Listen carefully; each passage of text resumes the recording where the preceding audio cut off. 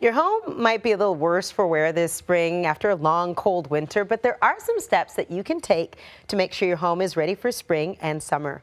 Bryan Baeumler, one of the stars of HGTV's Home to Win, shows us which projects you can do to tune up your house.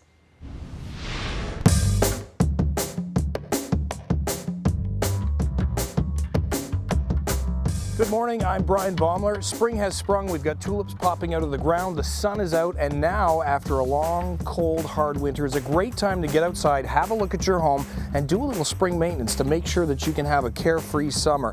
One thing we're looking at here is the roof. We've got the cedar shingles on here. You can see they're all cracking and bowing. Probably a good time to start doing that. Don't wait for a leak to happen on your roof or on the side of a mansard like this. Do the maintenance now so you don't have to worry about it later. Another good thing to look at are your window sills. This has a nice solid window sill, so we're in good shape there. But a lot of them are joined or single bricks, and that mortar in the center will crack or the caulking will degrade and come off, and you'll end up getting leaks in there as we get into spring with more and more weather coming down and more rain. So look around the house for any areas of caulking, around the front door, around the base of the doors. We'll move around the side of the house. We'll have a look at the foundation next. Here's a great example of a window that could use a little bit of preventative maintenance. We see the sill down here is actually made from multiple bricks, which isn't ideal because the mortar here is actually where the water will get in. Mortar isn't waterproof, so it's better to have a single type sill there. If you can replace this with a single sill, even better.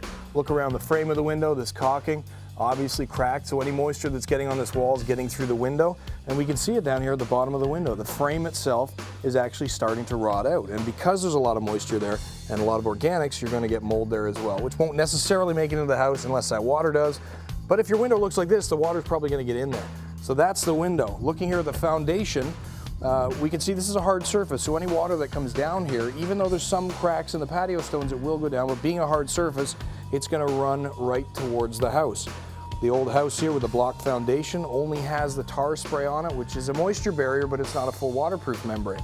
So this hasn't been waterproofed properly up to current codes, whereas the house over here looks like the job's been done. They've dug it, they put a proper membrane on the outside, a protective barrier, and even sloped that concrete to guide water away from the foundation. This house for sure is getting some moisture through there. It's a big expense, but it's something to look at now before you have to tear out the whole basement and deal with a mold abatement issue, etc., etc. Another thing we've got is this outside door. Great time to look at your doors. You can see here, we've got issues with the weather stripping. The door itself is higher than the floor, so any water that hits this door is going to make it right past that weather stripping into the house. We've got air leakage coming from around here. So what you can do is pull all this weather stripping off and replace it with new foam or new plastic weather stripping that will actually seal that door properly, keep the heat in there in the winter, keep the cool in the summer, and keep the water out. That's important to look at. Next thing we're going to do is pop downstairs because there's something important about your HVAC system that you should do a few times a year, and spring is one of them. Here we are in the furnace room. A couple of things to look at down here. Number one, you'll notice these homeowners have a lot of stuff in their furnace room. Over here we've got paints and flammables and things that off-gas. The last thing we want to do in a small room like this is crowd the furnace. This has to breathe a lot of air, combustible air. It's got to move a lot of air. Of course, anything that off-gases or paints, gasoline, things like that shouldn't be in the area of the furnace because that's going to spread it through the whole house. So spring is a great time, along with every 3 months, to replace the air filter. That's going to catch any particulate that's in your home from coming out, obviously, and you breathing it in. So you just want to have a look down here, open it up. We're going to choose a brand new air filter just like this guy here. We're going to pull out the old one. It's very simple. We're just going to compare them. Which one do you want to breathe? I'm going to go for the new one. So we'll just pop that in there. Make sure you look on the side. It tells you which way that airflow should be going.